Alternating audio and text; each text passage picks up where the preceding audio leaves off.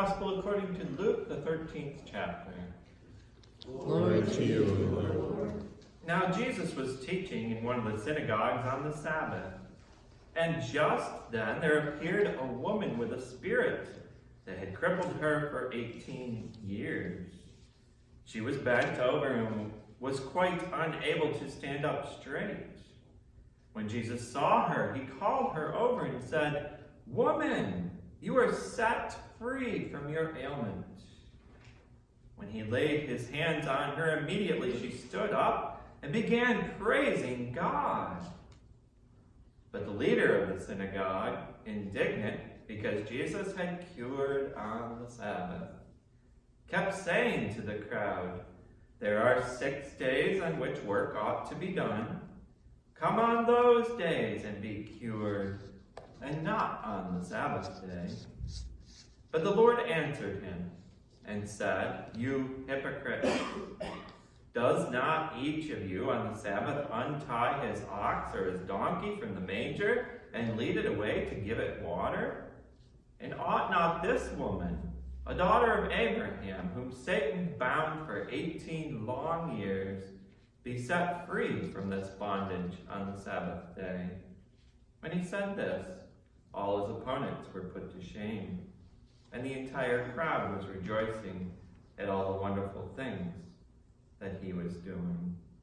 This is the gospel of the Lord. Praise to you, Lord Christ. You may be seated.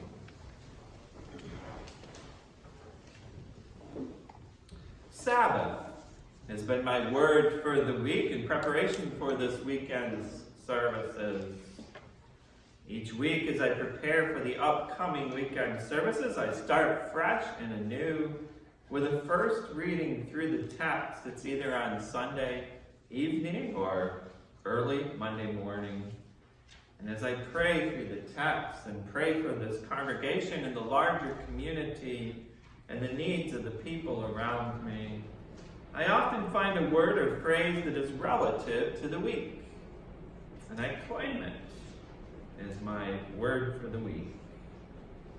I live and breathe that project and conversations at Bible study on Wednesdays, as I meet with folks from the church for whatever reason, and as I visit members at home, I actively pray through these texts. It isn't always easy. If you remember last week, it was all about Jesus coming to bring division with his truth and not bringing peace. The spiritual practice often involves wrestling with God. This week, in anticipating Bob Martin's memorial service, I thought Sabbath rest was quite appropriate. Bob is in perfect peace in God's arms, resting from his labors. So what is Sabbath rest? We often equate honoring God's commandment to take Sabbath with attending church on Saturday or Sunday. Once upon a time, and I know you all have stories about this, at least Sabbath day was also a day of rest in our culture. The stores weren't open. You couldn't go over to the mall and go shopping on Sunday. Public events weren't scheduled. There were no soccer games or softball games or baseball games, and families visited with one another. So Sabbath is seen as going to church and not being too active for the day. But there is so much more to say about Sabbath. And I'd like to share some thoughts with you today about the meaning of Sabbath. Remembering the Sabbath day is one of the 10 Commandments. The first commandments have to do with our vertical relationship with God. Have no other gods before me. Do not take the name of the Lord your God in vain. Do not make any idols. The last part of the 10 Commandments have to do with our horizontal relationship with others. So the Sabbath commandment is actually a hinge commandment. When we are in proper relationship with God, we'll be in proper relationship with others. When we are in proper relationship with others, we'll be in proper relationship with God. The Ten Commandments are first found in the ancient Hebrew scriptures in Exodus 20, and that's where we know the Ten Commandments most familiarly. The moment that Moses ascends Mount Sinai to receive the law from God, while his brother Aaron is hosting a melt the jewelry down party downstairs in the base of the mountain. Deuteronomy 5 is a revisit of the Ten Commandments. As the people are about to enter the land of promise, it's a remembering. It's actually, the written part of this is actually the priestly version's redaction. It's written when Israel was in another major transition, when they had been freed from bondage in Babylon and were being called back to Mount Zion, back to Jerusalem, the city of God. It's interesting to note this freedom thing, because in the Deuteronomy text, in Deuteronomy 5, when the Sabbath commandment is given, the people are reminded that God brought them up out of the land of Egypt. It's not just a reminder for Israel within that time frame of their wandering in the desert and entering into the promised land. It's also a reminder for Israel as they leave Babylon centuries later. And for that moment in their existence, and for every moment in their existence, when they need to stop, look, and listen to what God has done for them. It's a reminder for us to do the same in all times in our lives. In Exodus, the original version of the Ten Commandments, the Sabbath reflects upon God's work in creation. The ancient text tells the beautiful story of how infinite God called specific, finite pieces of creation into order. God handcrafted this universe, and then God rested on the seventh day. God stopped. I like to envision God scanning every bit of creation, living in the moment, a gradual grin growing on God's face as God adored creation.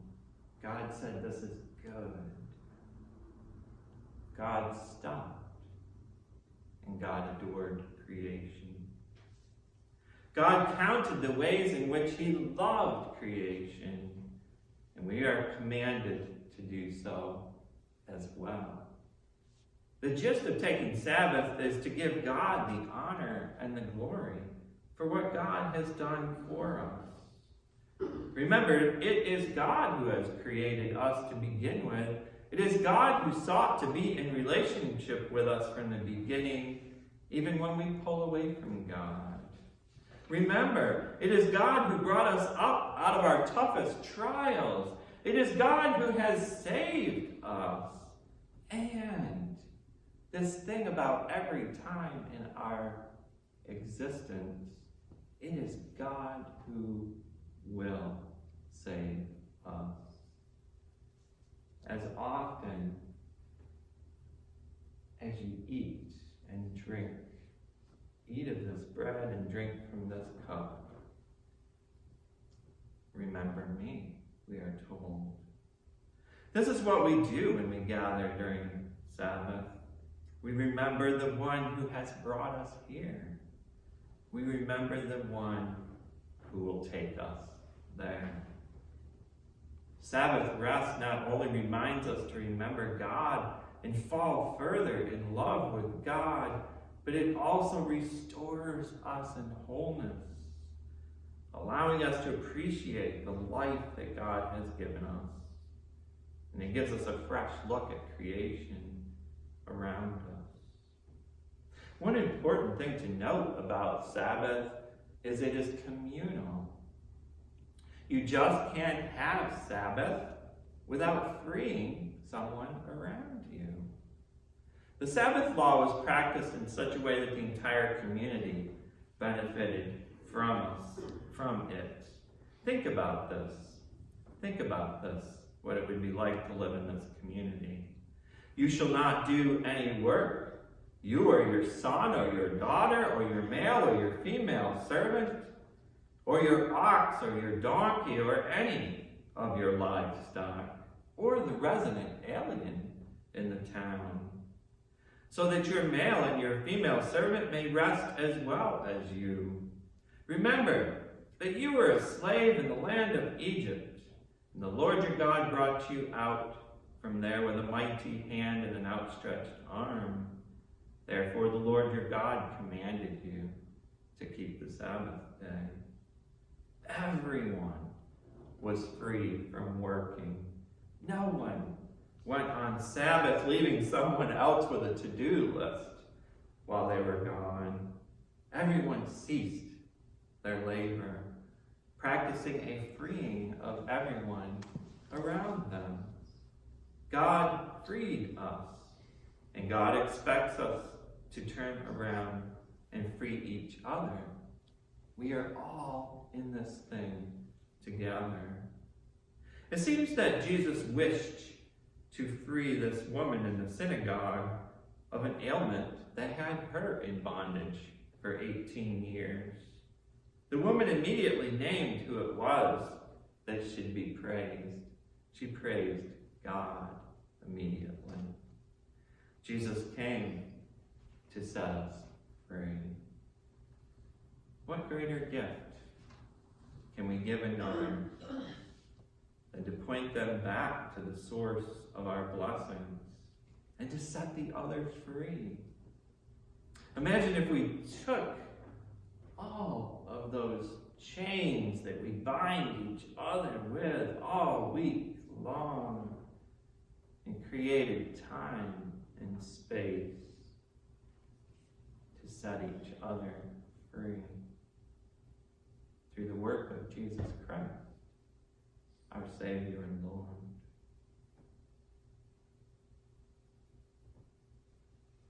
My friends, you took Sabbath today. You honored God. As we pause, may you live